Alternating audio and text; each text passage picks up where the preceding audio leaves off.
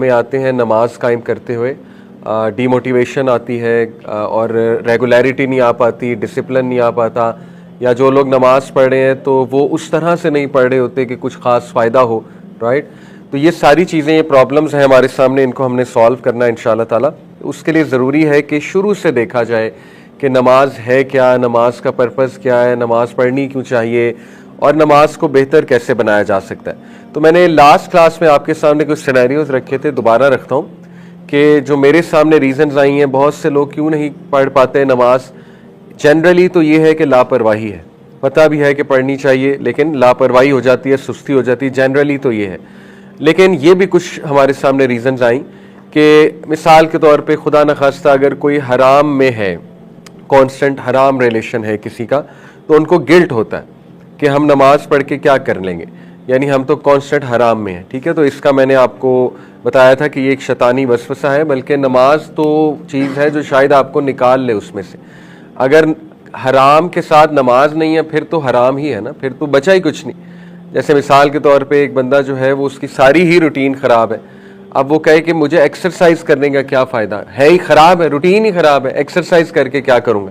भाई एक्सरसाइज करोगे तो रूटीन ठीक होगी ना। तो इसी तरह नमाज पढ़ेंगे तो हो सकता है हराम से बच जाए।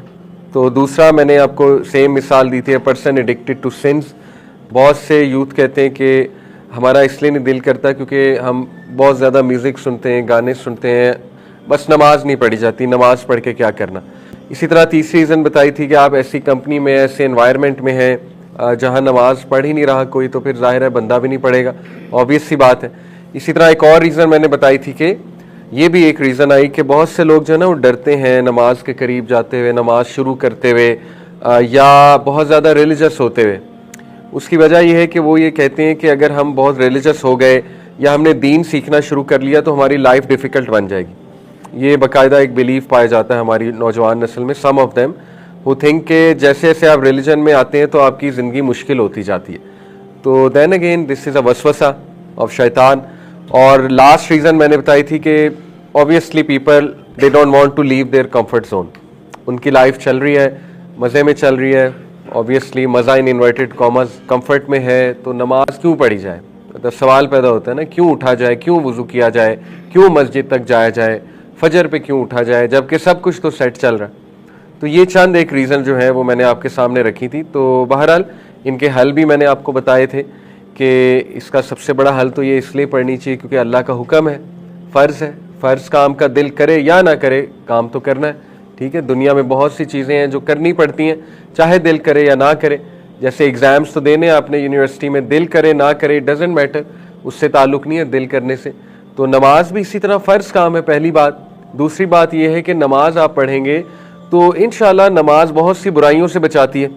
नमाज के फ़वाइद अभी मैं आपके सामने रखूँगा तो आपको खुद समझ आ जाएगी नमाज क्यों पढ़नी चाहिए और क्यों इतना इंपॉर्टेंट काम है, ठीक है। तो इंशाअल्लाह इन सब को सामने रखते हुए हम आंसर्स की तलाश में चलते हैं। तो मैंने सबसे पहले हदीस आपके सामने रखी थी कि ये हदीस बहुत क्रिस्टल क्लियर है कि नबी सल्लल्लाहु अलैहि वसल्लम ने फरमाया कि क़यामत वाले दिन सबसे पहला सवाल नमाज का होगा। जिसकी नमाज ठीक है उसके बाकी अमाल भी ठीक होंगे, जिसकी नमाज नहीं ठीक फिर उसके बाकी अमाल भी ज़ाहिर है ठीक नहीं होंगे। इसी तरह मैंने आपको कहा था कि नमाज में अल्लाह सुब्हानहू तआला के इस एट्रीब्यूट को फील किया करें, अल-मुमिन। अल-मुमिन का क्या मतलब है? The one who gives security, अमन। जब आप मुसल्ले पे खड़े होते हैं तो देखें अपनी एंग्जाइटी को कम कर दिया करें और अपने तज़ब्ज़ुब को कम कर दिया करें, अपनी बेचैनी को कम कर दिया करें, क्योंकि आप एक ऐसी जगह पर खड़े हो चुके हैं जहाँ पे अमन मिलने वाला है आपको, और आप एक ऐसी ज़ात के सामने खड़े हैं जो टाइम को कंट्रोल करता है। तो रेस्ट एश्योर्ड आपका काम हो जाएगा। अगर आपको फिक्र हो रही है, सोच आ रही है, नहीं मेरा पेंडिंग काम है, मैंने उधर जाना था, नमाज मुझे लेट करा रही है, नमाज मेरा टाइम खा रही है, नमाज मेरा टाइम ले रही है, तो फिर रेस्ट एश्योर्ड इसका मतलब कि हमने अल्लाह को पहचाना ही नहीं, क्योंकि अल्लाह ने काम कराना है ना, अल्लाह सुब्हानहू व तआला ने टाइम में बरकत डालनी है। तो ये सोच कर जब आप नमाज में खड़े होंगे तो इंशाल्लाह नमाज में खुद ब खुद सुकून आ जाएगा। फिर आप सजदा भी लंबा करेंगे, रुकू भी अच्छे से करेंगे, क्योंकि आपको पता है कि अल्लाह ताला ने मेरा काम इंशाअल्लाह ताला वो करा देना है, ठीक है। तो ये जो अल्लाह का एट्रीब्यूट है विच इज़ अल-मुमिन, कि मैं अल-मुमिन के सामने खड़ा हूँ जो मुझे अमन देगा, मुझे सिक्योरिटी देगा, मेरी हिफाजत करेगा, ठीक है। तो ये मैंने आपको लास्ट टाइम कहा था। फिर मैंने आपको बताया था कि रसूलुल्लाह सल्लल्लाहु अलैहि वसल्लम नमाज को राहत कहते थे और अपनी आंखों की ठंडक कहते थे। ठीक है, ये हमारे लिए समझना बहुत ज़रूरी है। प्रॉफेट हज़रत बिलाल को कहते थे कि इकामत कहिए, लेट अस हैव रिलीफ, हमें राहत मिले, ताकि आप इकामत कहिए, हम नमाज पढ़ते हैं हमें राहत मिलेगी। तो ये बड़ा ज़बरदस्त कॉन्सेप्ट है। इसके बाद मैंने आपको ये हदीस सामने रखी थी कि नमाज इतनी खूबसूरत चीज़ है, अल्लाह के साथ मुलाकात है कि आप सबसे ज़्यादा करीब अल्लाह के सजदे में होते हैं। तो जाहिर है कि अगर आप अल्लाह से मुलाकात चाहते हैं और अल्लाह के करीब होना चाहते हैं तो नमाज उसका बेहतरीन ज़रिया है। और फिर हमने ये आयत देखी जिसमें मैंने आपको नमाज का पर्पस बताया कि नबी ये अल्लाह सुब्हानहू तआला कुरान मजीद में सूरह तहा वर्स 14 में कहते हैं मूसा अलैहिस्सलाम को कि ए मूसा, इंडीड आई एम अल्लाह, इन्ननी अन अल्लाह, मैं अल्लाह हूँ, ला इलाहा इल्ला अना फअबुदनी, there is no deity except me, so worship me, व अकीमिस सलाती लिज़िक्री, और मूसा नमाज कायम करो, किस लिए? मेरी याद के लिए, मेरे जिक्र के लिए। तो देखिए नमाज का प्राइमरी मकसद है अल्लाह की याद कायम करना, अल्लाह का जिक्र करना। ठीक है, अगर नमाज पढ़ के आपको अल्लाह याद आ गया तो इंशाल्लाह आपकी नमाज हो गई है। बाकी नमाज अगर प्राइमरी मकसद ये है पढ़ने का कि कोई काम हो जाए, कोई दुआ कबूल हो जाए या कोई चीज़ मिल जाए, तो वो कोई बुराई उसमें नहीं है सच, क्योंकि नबी सल्लल्लाहु अलैहि वसल्लम को भी जब कोई मुश्किल आती थी नमाज पढ़ा करते थे, जब दुआ करनी होती थी नमाज पढ़ा करते थे।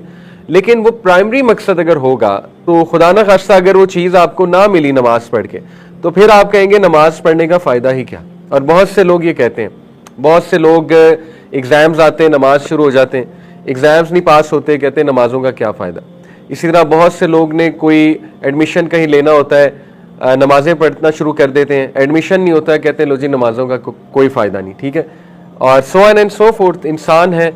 तो ये कोई प्राइमरी मकसद नहीं है। ज़रूरी नहीं कि अगर काम नहीं हुआ तो नमाज जो है उसका फ़ायदा कोई नहीं है। इस तरह चलने लगा तो फिर तो इंसान जो है वो बच्चे की तरह हो जाएगा। छोटा बच्चा जैसे होता है, उसे कुछ मिल जाए तो खुश है, ना मिले तो रोने लग जाता है। तो हम बच्चे तो नहीं है ना, हम तो मैच्योर लोग हैं और हम अल्लाह के अब्द हैं, अल्लाह की इबादत करने इस दुनिया में आए हैं। हम अपनी ख्वाहिशें पूरी कराने तो नहीं आए इस दुनिया में। इंसान को सोचना चाहिए। आप देखें सहाबा को शिकस्त भी होती थी जंगों में, हुई है कि नहीं हुई है? सहाबा को नुकसान भी उठाना पड़ा है जंगों में। तो किसी जंग में कुफार का पलड़ा भारी होता था, बाद की जो कॉन्केस्ट है उनकी बात कर रहा हूँ। तो सहाबा ने कितनी नमाजें पढ़ के दुआ की होगी, तो क्या मतलब उन्होंने नमाजें छोड़ दी कि हमें शिकस्त क्यों हो गई, हमारी दुआ क्यों नहीं कबूल हुई, कैसे हो सकता है कि हमारे लोग शहीद हो गए। उन्होंने तो ऐसे नहीं सोचा।